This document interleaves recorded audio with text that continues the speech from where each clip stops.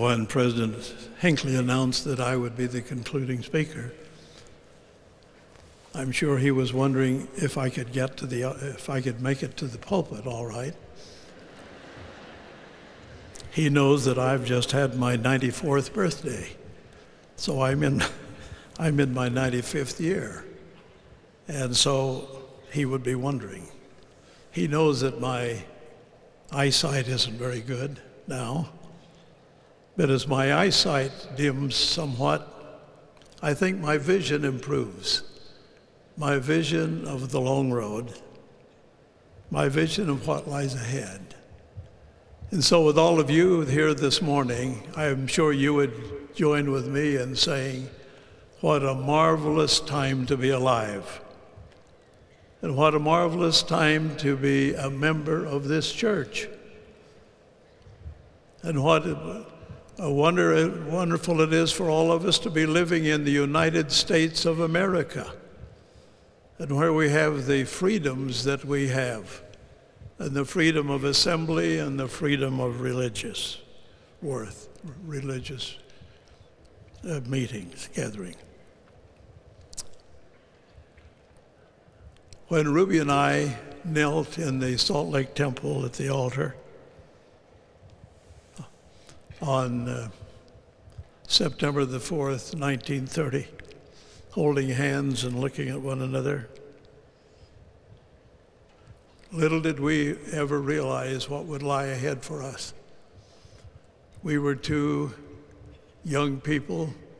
I had come out of the country in southern Idaho, and Ruby had come out of Sanpete County. Our fathers were dead, but we had two wonderful mothers, widowed mothers. They didn't know they were widows, they were just our mothers. And they were with us in the temple. And as we knelt and made covenants and promises, I knew that that was for real. And now, after we have been married 70 years, I'm just saying to all of you that it gets better. And it gets better year by year. The preciousness and the tenderness and of the eternal values that lie ahead for us. And so to all of you, I would say, and Ruby would join with me if she would be here, that life can be wonderful and so meaningful. But we have to live it in a simple way that we understand it, in living the principles of the gospel. And it is the gospel in our lives that makes the difference as we wend our way through life. And I have moved our family all over the country. Our children have grown up being in school when they were the only member of the church in their class. We've done that many times, but that added to their own development and their own understanding, and helped in the developing of their own testimonies, to see the world out in action, but to see the blessings of the gospel in our lives. Last Sunday, Ruby and I attended a sacrament meeting of a ward here in central Salt Lake.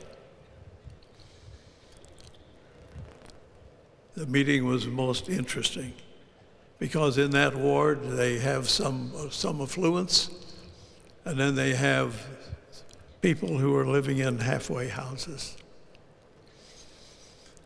At the beginning of the sacrament, or just before the testimony meeting, a young lady walked up to the bishop's stand with holding a little baby in her arms, wanting the baby to receive a blessing.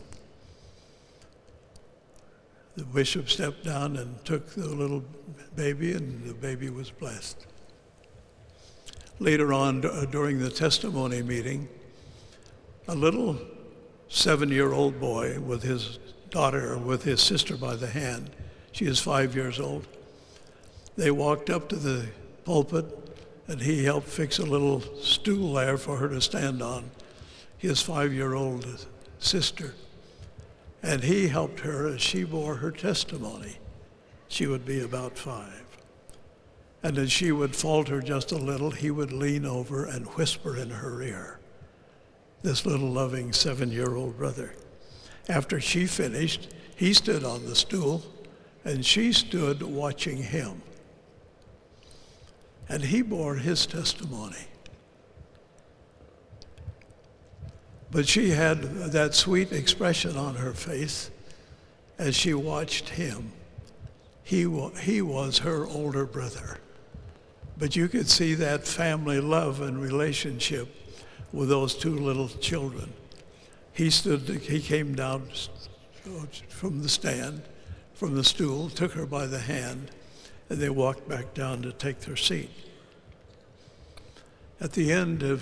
Near the end of the sacrament or the testimony meeting, when there was a few moments for me at the end, I asked the young lady who had brought her child up to be blessed if she would come up and stand by me, which she did. In the meantime, while the testimony meeting was going on, I just asked the bishop, whispering into his ear, where is her husband? The bishop said, he's in jail. I said, what is her name? And he told me her name. She came up and stood with me by my side, but she was carrying the little baby. And as we were standing at the pulpit, and I looked down at this little precious baby, only a few days old, and this mother, the mother of that little daughter, had brought her to receive a blessing at the hands of the priesthood. And I looked at the mother, and I looked at that precious little child. And I thought, what will happen to that child? When I thought of what she might become, or what she could be, but I wondered what would happen for her. And so I talked to the audience and to this young mother, about the proclamation that was issued some 2 years or so by the First Presidency in the Quorum of the 12, a proclamation on the family and of our responsibility with our children. The children's responsibility to their parents, and the parents' responsibility to each other, that marvelous document that brings together the scriptural direction that we have that would guide the lives from the time of Adam and Eve on till the final winding up scene. As we talked about it, and as I looked at that little baby wondering what might happen to it. And then I thought of the last summer.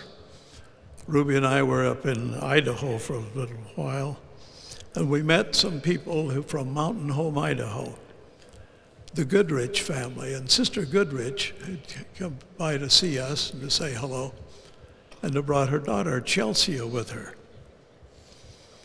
And Sister Goodrich, in the part of the other, along with the conversation we were having, said Chelsea has memorized the proclamation on the family. And that Chelsea, who is now 15 years old, and I said, Chelsea, is that right? She said, yes. I said, how long did it take you to do that? And she said, my mother, when we were young, started a program in our house in helping us to memorize. And so we would memorize the scriptures and scripture passages and sacrament meeting songs and other type of things that would be helpful to us. And she said, so we learned how to memorize, and it became easier for us.